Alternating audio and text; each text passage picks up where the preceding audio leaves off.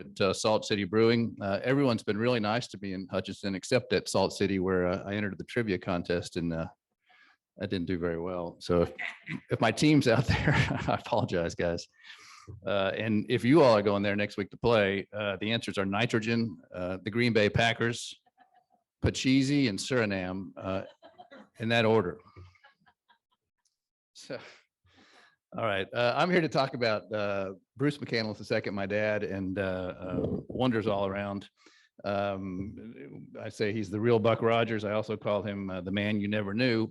And I wanted to tell you about the reason I wrote the book. The first reason was, my dad had a long career at NASA, 24 years as an astronaut. And at various times during that career, people came up to him and said, "Hey, I think you should write your autobiography, write your memoir, and I'll even help you with it." And he always said no to that. And he had some pretty talented guys want to help him out on that. But he said no. And I think he said no because he was the kind of person who's always looking ahead. He was very goal focused. And I think he felt that if he started to look back and reminisce, he might prevent himself from moving forward a little bit. And I also think he was such a do-it-yourself sort of person that he wanted to do it himself and didn't have time until late in his life when he finally decided it was time to write his autobiography. Unfortunately, he waited a little too late. He became ill in 2017, long story short, he passed away in December of 2017 without having much of a chance to work on the autobiography.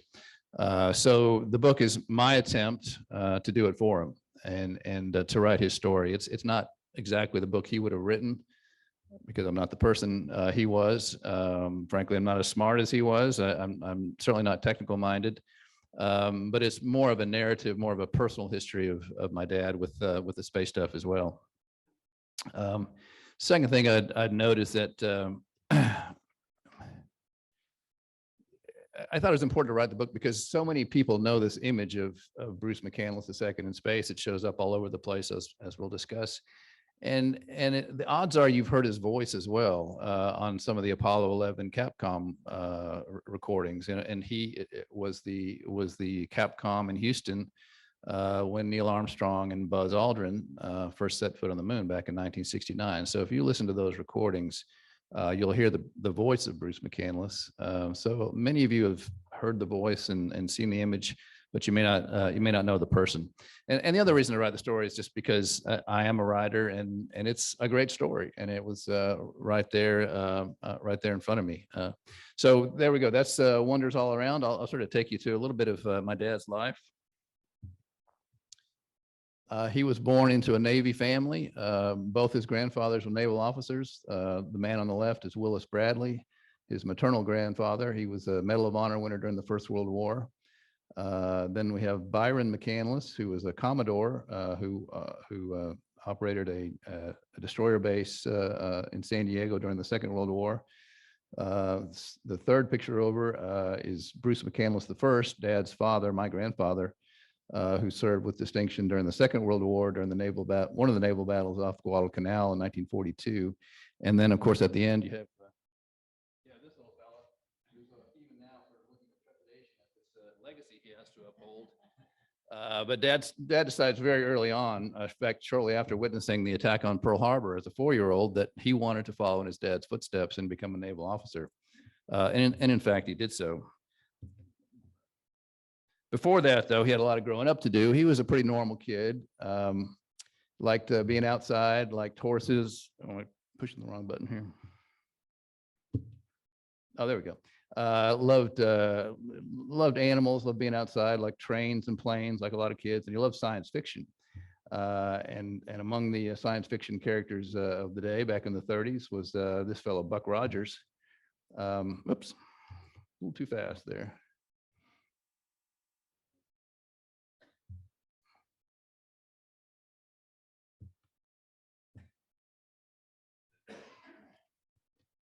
Oh, well, Buck Rogers was a favorite character of my dad as a kid. Buck Rogers was first made his appearance in the comic strips in 1929. In the 30s, he became very popular. In the 40s, went from comic strip to radio serial, eventually to movie serials. And he had this great jetpack, right? Anytime you see it in the comic strips, it changes form. Sometimes it's got two little propulsion chambers, and other times it has one. It's very unclear how it's steered. It's tiny. It's about the size of a fire extinguisher. But Buck uses this thing to fly all around. And of course, he wasn't the only science fiction character to be able to do this. Flash Gordon did it.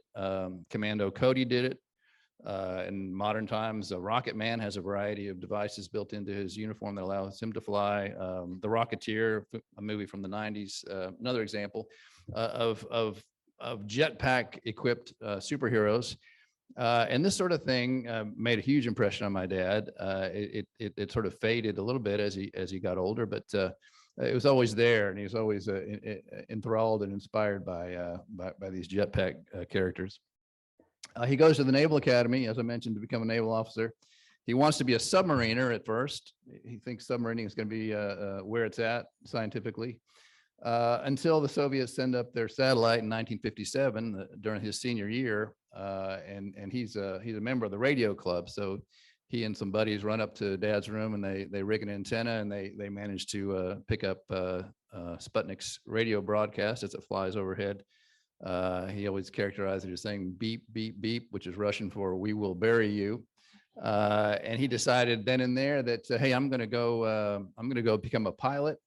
And insofar as we know what astronauts will be required to do, I want to learn those things, and I want to eventually help the United States get back or get up into space and compete with the Soviets. Before that happens, he has to graduate. An unidentified Kansas man shows up to hand him his diploma. There's Dwight Eisenhower, who presided over creation of NASA, of course, back in 1958. And Dad, from there, goes off to become a fighter pilot during the early 60s. He flies the Phantom and the Skyhawk. And then he applies to study electrical engineering at Stanford University, and goes out there to California. And I'm somewhere along there. I'm born, and my dad gets married, and not in that order. And my and my sister's born as well. So by the time we're in California, he's got a wife and two kids, and things are happening in the space race as well. And this is very cool. This is a great photograph. This is Ed White on Gemini 4 conducting the first American spacewalk. And it's significant to the story, and I'll tell you why. NASA realized pretty early on it's not enough that we send our astronauts into space. It's not enough that we send them out like the Soviets did with Alexei Leonov and basically just to float around. We need to have some way that our guys can perform useful work out there. They need to be able to inspect the spacecraft, or possibly repair the spacecraft if it's not working right. Maybe even go to another spacecraft and help out the crew of that vehicle. So we try it with Ed White in 1965. You can see here's Ed White outside the Gemini capsule. He's got his tether there, which keeps him attached to the capsule because he doesn't want to float away. And he's also got the device in his right hand, which is called the handheld maneuvering unit. And it's basically two little canisters of compressed oxygen. And he's got a wand there, and he can fire the compressed oxygen. That in theory at least is what moves him around. And it works to a certain extent, but it doesn't work very well because it's really difficult to judge your center of gravity and to move where you want to with that kind of device.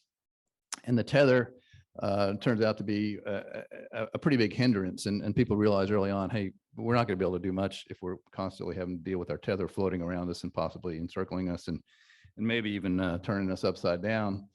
I would note that this photograph was taken by Jim McDivitt, who just passed away last week, who was in the second astronaut group, the so-called New Nine. And McDivitt's photographs are among the best of the entire space program, and you see them all over the place. But here's Ed White, and here's the problem. You see, you can't maneuver very well, and sometimes you end up upside down relative to the spaceship. And this is why we need to figure out some way to get around better than just a handheld maneuvering unit and this clumsy tether.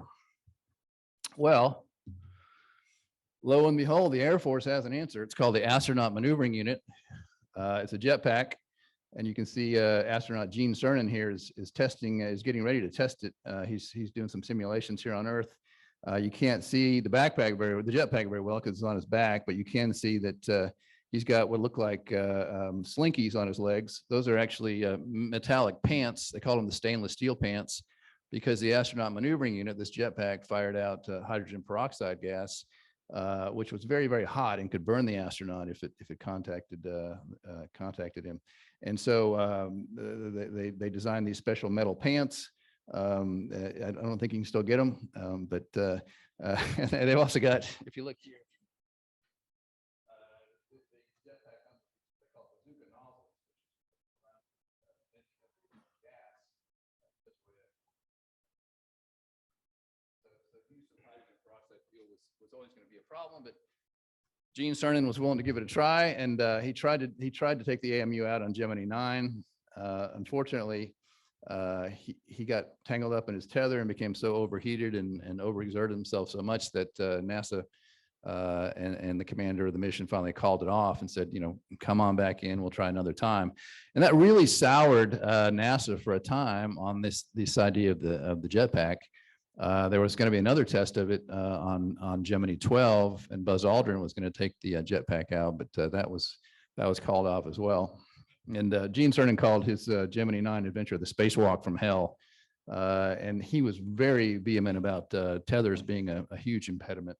And he also had some other disadvantages, like they didn't have handholds on the spacecraft and that sort of thing. So he kind of got a bad deal on that one.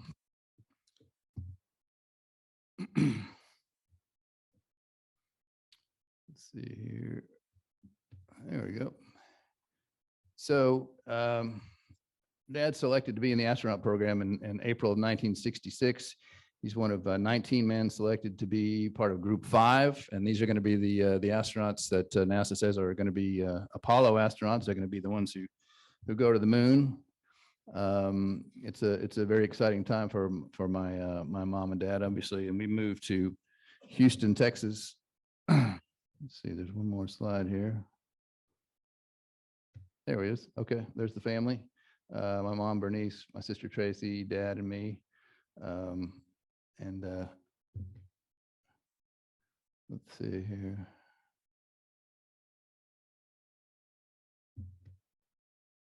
Okay, so Dad, he was in a sort of an odd position. Most of the early astronauts, as you know, were test pilots. I mean, they were the best of the best pilots around, and they were favored in the program. And then the American Academy of Sciences, among others, finally said, "Look, guys, this is supposed to be partly a science program. We need some scientists up there as well."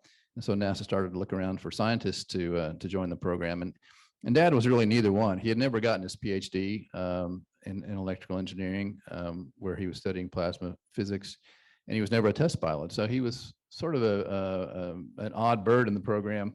But nevertheless, he was a brilliant guy, technically very adept, and a very articulate person. And he got some great assignments early on. And maybe the best of those assignments was working as the capsule communicator for Apollo 11. And as I mentioned, he's the CapCom when Neil and Buzz first set foot on the moon, and that sort of culminating moment of the Apollo program that I think we all remember and want to recapture.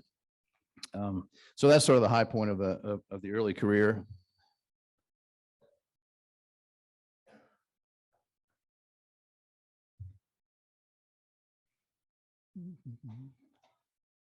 Okay, we're having a little trouble with our buttons here. Oh, here we go. But in the meantime, Dad is assigned to this sort of project that NASA is not sure it wants to continue with. It's a little bit of a backwater in the program, and it's the jetpack program that Gene Cernan was involved with, and that didn't work very well. And NASA says, Bruce, you study electrical engineering. Why don't you see if you can work on this thing? We don't want it firing hydrogen peroxide fuel so that astronauts have to wear the metal pants anymore, for one thing. And there's a lot of improvements we can make before we're going to be ready to send that thing back up. And so starting in 1966, he begins working on what was called the Astronaut Maneuvering Unit. Eventually is called the Manned Maneuvering Unit. I guess these days we would call it the Crewed Maneuvering Unit. He spends a lot of his time over the next few years, the next 18 years, in fact, working on this device. And here you see the Astronaut Maneuvering Unit / Manned Maneuvering Unit in various stages of development. Over on the left, it's a little bit cut off actually. You see this sort of lightweight trim version of it, and that's how it was drawn up and imagined. And the second version is how it was spec'd by the contractor, and then the final version is how it was actually produced. You guys may have had the same experience with contractors. It goes from about 120 pounds to 210 to 328 pounds at the end. And of course, by this time, 328 pounds, you can't walk around very well with that on Earth. But of course, in space, that's not going to matter as much, because you're not going to have to deal with all that weight. And so that version on the far right is how the Manned Maneuvering Unit looked in the early 70s, just around the time the Skylab program was starting out. And so Dad didn't spend all his time on the Manned Maneuvering Unit. Sometimes he had to spend some time with us. And here he is with me and my sister, and he's looking very skeptically at me, telling me not to touch any of the dials anymore. So Skylab, here's Skylab. It's my favorite space project because it was an orphan, and it was sort of a Frankenstein monster of old Apollo parts that they sent up there. And you may recall when they launched it, they lost one of their solar arrays, and they lost their micrometeorite shield. So they had to improvise, and they got by on one solar array, and they stretched out this what looks like a pool float to protect the Skylab there. And lo and behold, they were able to set a bunch of endurance records and do a lot of good science on Skylab. And it worked out. It was a testament to American ingenuity and endurance, I think. Dad was on a backup crew for Skylab, never got to go up though. He was backup to Paul Weitz on the first Skylab mission, and Paul Weitz remained unfortunately very healthy, and so Dad didn't get to go up. But the good thing is, on a couple of the Skylab missions, the astronauts tested out the jetpack, and this is Al Bean in 1973. Flying around inside Skylab with the jetpack, and this is great. It should be flying around outside Skylab, of course, but NASA wasn't ready to let that happen yet, and so they flew it inside, and the machine worked fantastically well. And NASA became convinced that there was a place for the jetpack in the program's future. Well, that was great. Where's my slide here? There we go. Unfortunately, then the Skylab program ends, and NASA's over, and the Apollo-Soyuz project takes place, and Dad finds himself looking around, realizing he never did get a flight, and many of his classmates have done so, and his early career, which seemed so bright and brilliant, sort of fades away. And not only is he left without a flight, but he's also getting media attention for this sort of disappointment, and it's very difficult for him. The 70s were a difficult time for him.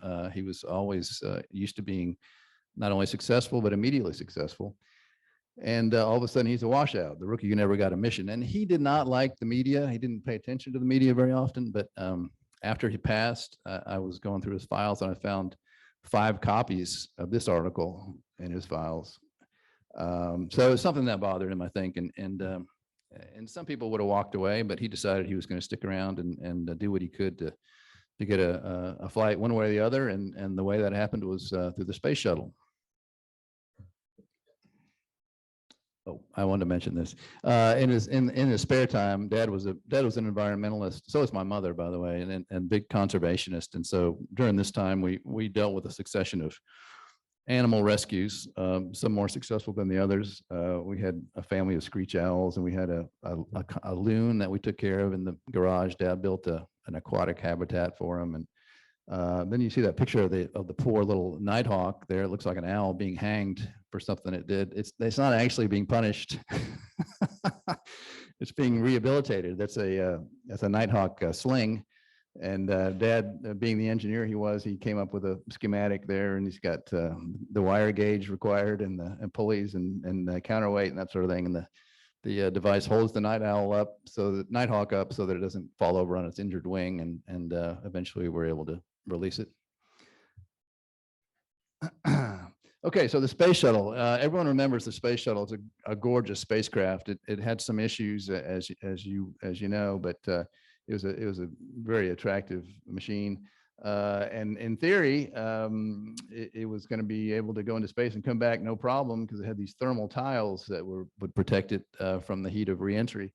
And that's sort of what it was supposed to look like on the left. And then when it was actually delivered to Florida back in the early 80s, it looked like this is a picture of what it looked like. That is it. It looks like it's got a sort of synthetic leprosy. It's the tiles have fallen off, and NASA realized that it had a huge problem on its hands, namely, how do we get the orbiter back to Earth safely if all these tiles are going to fall off? And Bruce McCandless, my dad, and Ed Whitsitt, who was a co-designer of the MMU, and a guy named Bill Bollendonk at Martin Marietta, said, hey, we have a plan. We can fix this. We'll send the astronauts up with an MMU with a manned maneuvering unit, the jetpack, and if tiles fall off, they can go outside the spaceship and they can zip around and they can fix the tiles. And NASA actually considered this plan. In fact, the two guys who first flew the shuttle, John Young and Bob Crippen, actually worked on the simulator at Martin Marietta in Denver, trying to figure out how to do this. And fortunately, because it probably wasn't the best idea, NASA figured out how to make a better tiles and how to get them to stick to the orbiter better. They never completely fixed the problem, but they fixed it. They made substantial progress on that, and so the jetpack wasn't needed for that. So Dad stuck again, but also in the early 80s, we sent up this little satellite called Solar Max, supposed to study solar radiation and that sort of thing, and it was a really expensive little piece of equipment. It functioned well for about the length of a Major League Baseball season, and then it quit. And it was kind of a big embarrassment for everyone involved, and we had to figure out what to do about this piece of junk floating around in space, expensive piece of junk. And of course, Dad said, well, I've got an idea, and it involves a jetpack, and we're going to go up there in the shuttle, and we'll take the jetpack out, we'll grab the Solar Max, we'll bring it back to the shuttle, and we'll fix it, and we'll redeploy it. And NASA said, NASA couldn't think of a reason not to do that. So there we go. The new plan was born, and Dad got to go ahead for a test flight in 1984. And so after 18 years of waiting, there's the shuttle ready to go. You can see they'd already stopped painting the main fuel tank. Originally, that was all white. It was really beautiful, but that white paint weighed something like 600 pounds, so they had to take it off and just leave the main fuel tank unpainted. And so they take off. This is STS-41B, and I've got some mission patches here. If anyone's interested afterwards, mission patches, if anyone's interested. And it's a really cool design. It's got the Challenger on here, and the MMU, and a couple of communication satellites. And so takes off February 3rd, 1984. And we'll get to some cool pictures here in a second. There we go. And on the 7th, I think that was the date, Dad actually gets to take the MMU out into space for the first time. And of course, this is the great photograph you've probably seen. This was, you remember when we talked about Jim McDivitt taking the pictures of Ed White? Well, this is similar. This is Bruce McCandless and a guy named Hoot Gibson. Astronaut Hoot Gibson took these photographs, and they were really magnificent. In fact, he was nominated for a Pulitzer Prize for the photographs. And Dad was lucky to have him along, because he grabbed these great shots. And Dad's statement when he went out was, "That's one small step for Neil, but it's a heck of a leap for me." And indeed it was. And I wanted to sort of contrast this picture with the one of Ed White upside down, sort of tangled up in his tether. The beauty of the MMU is 18 years later, we have a machine where the astronaut can turn upside down if he wants to, and then turn right side up if he wants to, and he can move to the left and right and up and down and basically move wherever he wants to with the advantage of this little device. It ended up having 24 nitrogen gas thrusters. They ended up using nitrogen because, as I'm sure you know, compressed oxygen is a volatile substance. The tanks for these things were pressurized to something like 3,000 psi, and you don't want something like that on your space shuttle. So they used nitrogen, and the software of this thing was built to where you could actually program it to halt, to keep you in place no matter what your attitude was in space, so that you were perfectly stationary with respect to another object. Let's see here.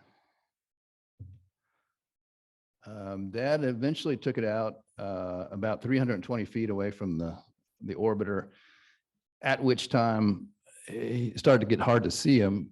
And Vance Brand, the commander of the mission, said, "Bruce, you need to come back." I told your wife, Bernice, I'd bring you back home, and frankly, I don't want to have that conversation with her if I don't. And so Dad reluctantly journeyed back to the orbiter.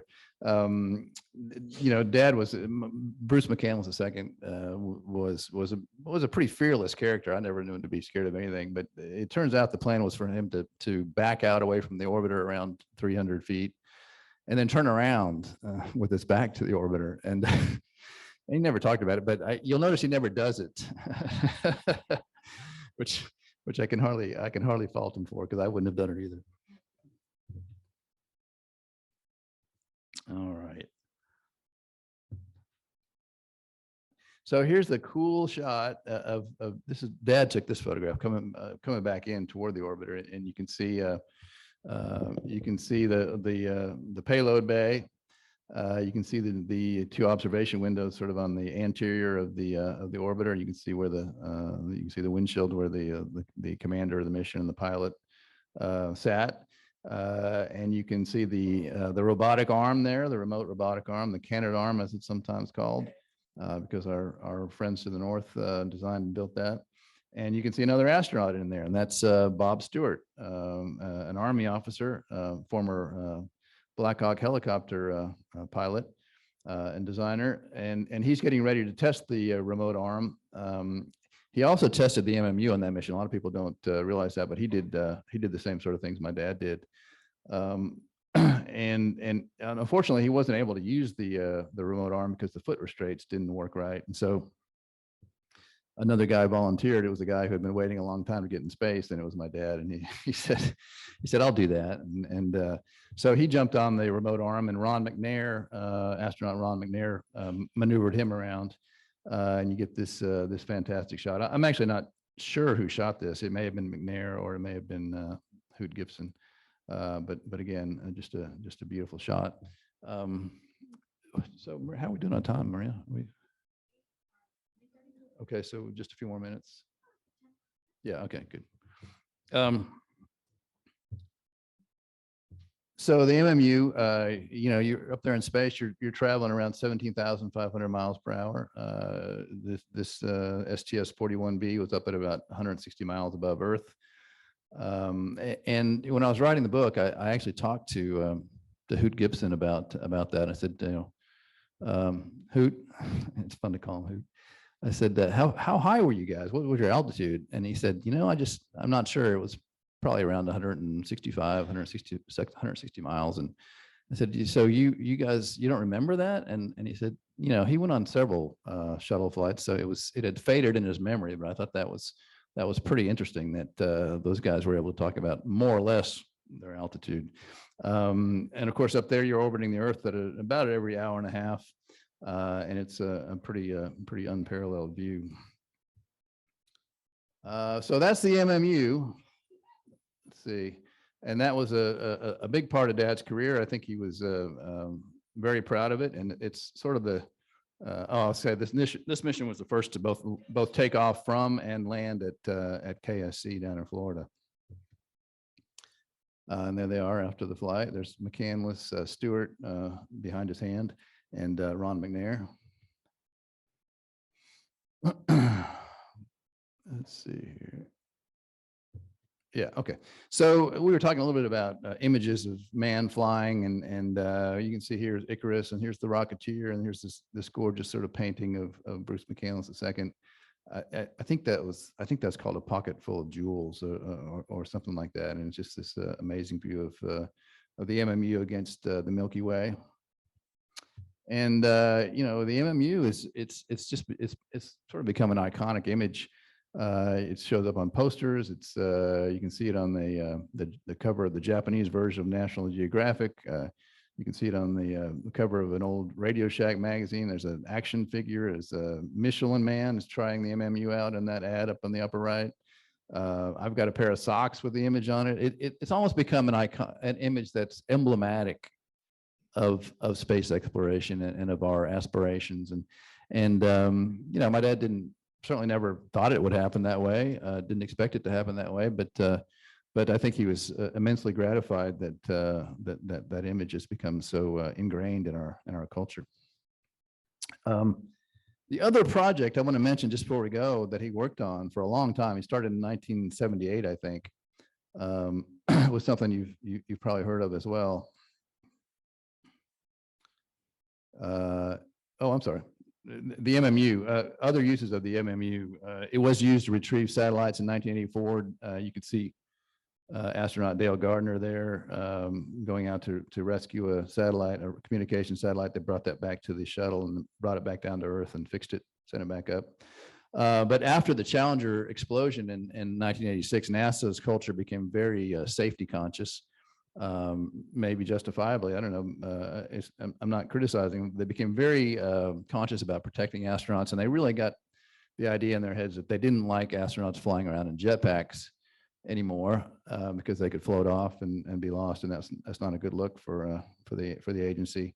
So the MMU was sort of mothballed, and eventually an astronaut named Joe Kerwin and a couple other fellows took the MMU, kind of stripped it down, and made what's called the Simplified Aid for EVA Rescue. So it's sort of like I said, a modified version of the MMU. It's smaller, less powerful. All the astronauts on the ISS use this device when they go outside the station. They're tethered, but they wear the safer device just in case they become untethered.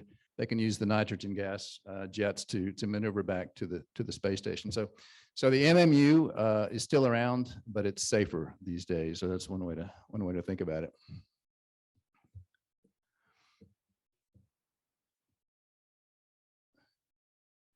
Okay, so the other project my dad worked on for a really long time, and in some ways it's the more enduring legacy, and that's the Hubble Space Telescope. And of course, Edwin Hubble was a Missouri kid, Rhodes Scholar, brilliant guy, studied law, was briefly an Army officer, was a great athlete, and eventually became an astronomer, and one of the most important astronomers in history, we think. He sort of proved that nebulae, these cloudy things we see in the sky, are galaxies. And that galaxies are moving away from us, and under Hubble's law, the farthest galaxies are moving away from us the fastest. This is the STS-31, the Hubble deployment mission. It wasn't solely to deploy Hubble. They actually had a beer bong on board. They were testing out. That's astronaut Kathy Sullivan. Kathy Sullivan and my dad worked for many, many years on getting the Hubble Space Telescope to where it was not only deployable, but maintainable. You could go up and you could fix it. And as you may know, it had to be fixed. The mirror was manufactured incorrectly, and the images we were getting weren't optimal. And so some astronauts went up in the early 90s and fixed the thing. And they did that because, in part, because Kathy and my dad engineered it that way. So on this mission, Dad was there, Kathy Sullivan was there, Lauren Shriver was the commander, Charlie Bolden, future administrator of NASA, was the pilot, and one of your Kansas people, Steve Hawley, was a mission specialist, and he actually was the one responsible for deploying the Space Telescope. There's my clicker. And here it goes. They had some tense moments at first because one of the solar arrays wouldn't deploy properly. And in fact, my dad and Kathy Sullivan had to suit up because it was thought they might have to go out and do an EVA to fix the thing. Finally, NASA's engineers on the ground got it to work, and lo and behold, Steve deployed the telescope. And you see it moving away there. So no spacewalk. And Hubble, I mean, it's just been an amazing piece of scientific equipment. It's given us images like this great image of Saturn, the Sombrero Galaxy, so-called. This is an image of, I think this is Galaxy M160. I think it's either, yeah, M160 is either the name of a galaxy or a Soviet tank. I can't remember, but this is a star forming region. You see the individual stars, but also you see a nebulae. You see these galaxies in the background, each one of which represents millions of stars and planets. Same with the so-called pillars of creation photograph. This is the Eagle Nebula, a portion of it anyway, and these clouds of dust and gas are areas where stars are being formed. And Hubble took a famous picture of this formation in '95, went back and redid it with enhanced photographic sensitivity. And then you may have noticed just this week they released a photograph taken by the new James Webb Space Telescope of the same thing. And it was too late for me to get a slide in here, but it's a brilliant image. So if you get a chance, go take a look at the James Webb Space Telescope's photograph of the pillars of creation, so-called.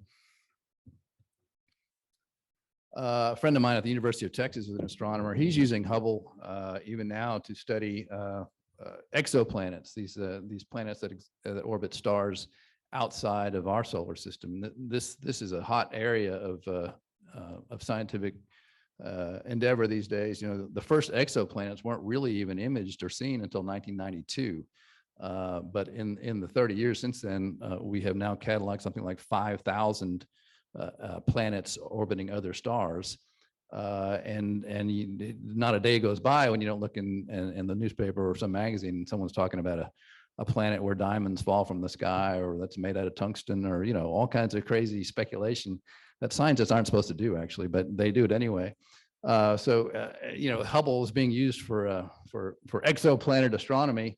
You know, I've talked to this guy and he claims that they've imaged, his name is Yifan Zhou, by the way, that they've imaged this planet that's 379 light years away, and they've actually can see it, unquote. I don't know how they do that, but it's pretty astonishing. And so Hubble is still in use, and you may have noticed that NASA is talking to SpaceX about possibly setting something up to boost the orbit of Hubble and maybe keep it in service for a few years longer.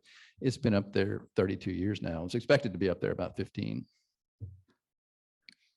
So here's James Webb. I'm just, you know, my dad would have hated this program because he hated talking about stuff that had already happened. He always wanted to talk about things that were going to happen. And of course, James Webb is a sort of successor to Hubble. It sees in slightly different wavelengths. It's primarily an infrared telescope, whereas Hubble sees in the visible light spectrum and ultraviolet. But it's much more powerful than Hubble. We're going to see much more many more interesting things with James Webb, and it's an exciting time, frankly, to be following space science. The next big challenge for NASA, I think, is getting to the moon. Here's the Orion spacecraft, which NASA is hoping to send up to the moon in the next few years as part of the Artemis program. They're having some trouble, but I think they have a launch scheduled, test launch for November. Is that right, Lois? Yeah. Okay. And space station, you know, space station's been up there a long time, 20 years or so, and it's reaching the end of its operational life. NASA has asked for proposals from private companies to build a replacement space station that NASA will then rent space on. But you know, with no guarantees yet that it'll happen on time. And in the meantime, the Chinese are busily constructing their space station. And one thing we don't want to happen is we get in the same situation we did with the ISS, where we didn't have a shuttle to send astronauts to the space station, so we had to hitch a ride on the Soyuz. And the Soviets, or not the Soviets, the Russians charged a pretty penny for those rides, and it was a little bit of an embarrassment. But hopefully, we'll get a space station back up there. We're getting to the end of the program here. I just wanted to say, talking about my dad personally, he was a conservative guy, but an environmentalist, and he certainly would have wanted to leave this message to everyone. He conceived of of Earth as a spaceship, like Buckminster Fuller talked about in the 70s. He said everyone in this room is an astronaut in the sense that we're all crew members on spaceship Earth. It's a very big spaceship, but it's not infinite. And yes, it has systems. You don't open and close valves to drain hydraulic fluid or electricity. That's the engineer talking. But you do have ocean currents and atmospheric circulation, concerns about pollution, ozone depletion, and somehow if we're going to pass on a better spacecraft to our children and their generation, we need to manage these systems in their best interest. And that's what we have to, even as we push out into space, we need to remember the great gift we have here on Earth. There's my mom and dad late in their life. They're out hiking in Washington State on the beach. And one thing I'd say about my dad is he was sort of relentlessly curious, relentlessly energetic, and even at the age of 80, when he had a chance to get out and see the so-called Great American Eclipse, he jumped in his Dodge truck and headed out to Nebraska to be in the path of totality and take some photos. And this is the last photo he took. It's of the eclipse, and he passed away not too long after that. But I think in closing, I'd like to leave you with this exhortation, this invitation, and that is to live life untethered, as Bruce McCandless did. If you ever get down to JSC, which like the Cosmosphere is sort of a Disney World for space nerds, you'll see Bruce McCandless II soaring above the other exhibits with his jetpack. And it's quite a sight. I have to say, I was very impressed when I saw it. So thank all of you for welcoming here to Hutchinson and to the Cosmosphere. I'd be happy to answer any questions to the extent I can. But I sure appreciate the warm welcome, and thanks for being here. Thanks.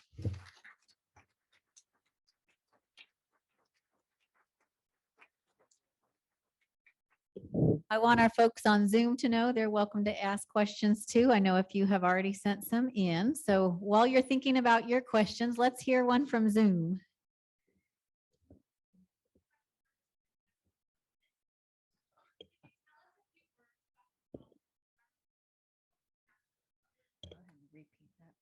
Oh, sure. Yeah.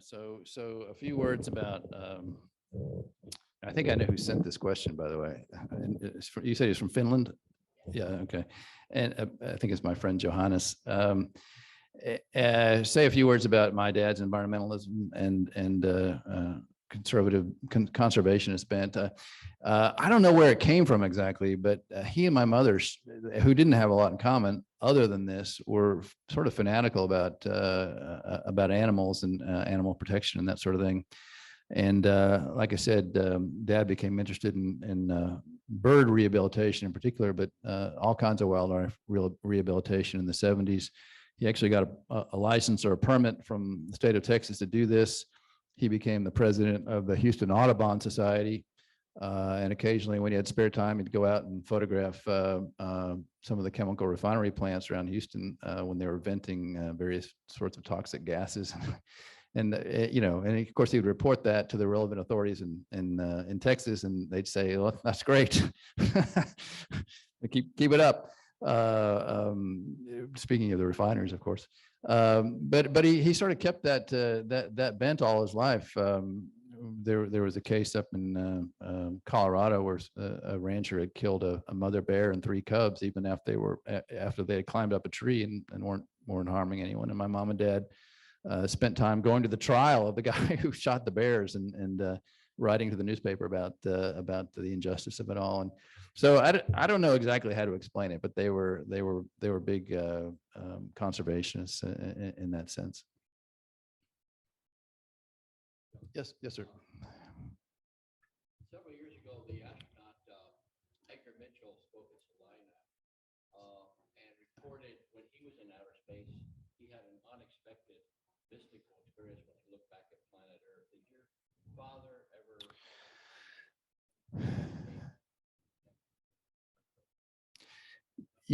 That's a great question, and I've talked to a bunch of space historians about that, and Ed Mitchell's reaction was fascinating. An astronaut named Mike Massimino, is it Massimino? Yeah, had a similar sort of experience and sort of overcome by the beauty of what he was seeing. And he was a more Orthodox, I think he's a Catholic Christian, and he definitely felt some sort of a transcendence up there. But my dad never talked about it in those terms. He was a religious person, became a more religious person as he grew older.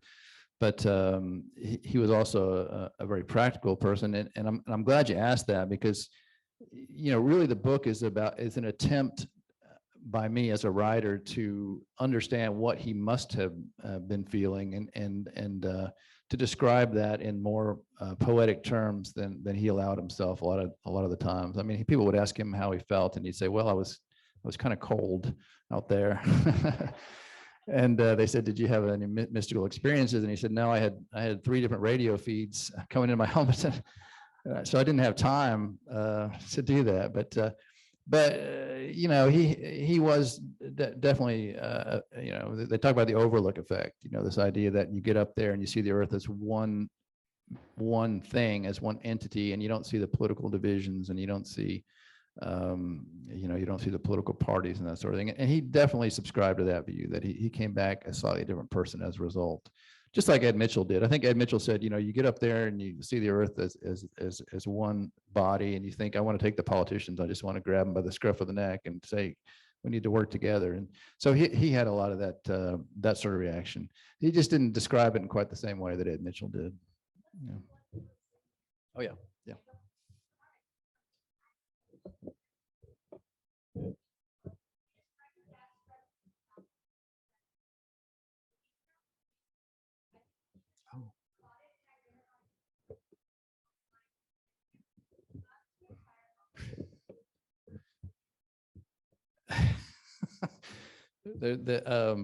There's actually a detail that I didn't remember in there, but the question was, I wrote about my dad's experience as a fighter pilot in the early 60s. He was actually a new young fighter pilot when his aircraft malfunctioned. He had come in for a landing and hit the tail hook, and the tail hook unfortunately ripped a part of the plane off, and the plane caught on fire, and he had to take off again. And as he was pulling away from the aircraft carrier, the tower radioed to him and said, "You're on fire." And he said, "What?" And then he looked back, and sure enough, there's a big plume of flame coming out the back, and he had to parachute out of the plane, and there was a big investigation, and maybe even worse than parachuting out of the jet over the ocean, because he couldn't get the cockpit hatch open for a while.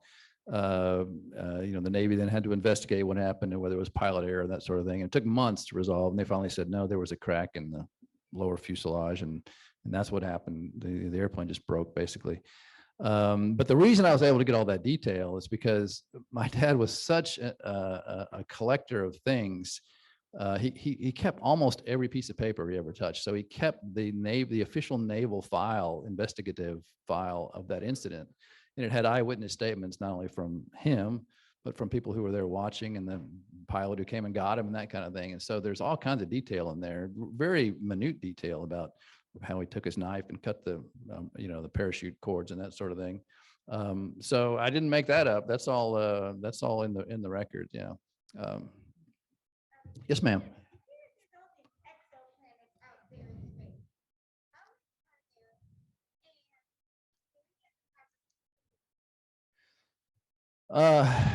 Yeah, well, we don't, so far, I think we've identified something like 5,000, but there's essentially an infinite number of planets and an incalculable number of stars, as far as we can tell. I don't know that any of the exoplanets have names other than names like when I flashed that slide up about it, PH 179b or something, and it's all related to coordinates and where these things are found, I think. So I think the field is open for planet naming, and that might be a business, online planet. You get to name a planet for X dollars. That's an idea that would have appealed to my dad, I think, actually. But if you're interested in that and other space topics, I would put in a plug for a Facebook group called Space Hipsters. It's formed by someone named Emily Carney, and the administrator of the group is right here. Her name is Lois Honeycutt.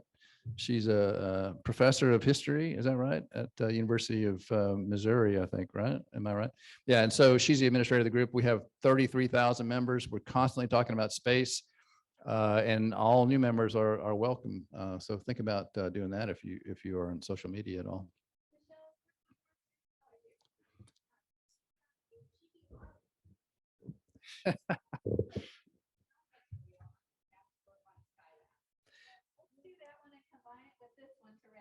Oh.